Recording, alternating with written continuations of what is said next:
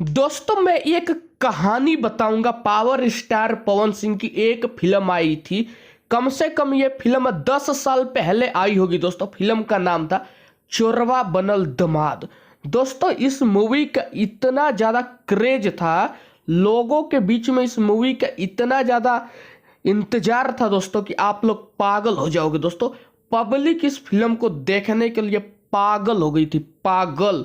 और पवन सिंह ने जितना खतरनाक चोरवा बनल दमाद में एक्टिंग कर दिया है ना, उतना खतरनाक एक्टिंग तो भोजपुरी में शायद ही कोई कर पाएगा दोस्तों। कहानी यह है कि गांव में पहले बारात आती थी तो प्रोजेक्टर चलते थे और गांव के लोग पर्दे पे जाते थे फिल्म देखने के लिए।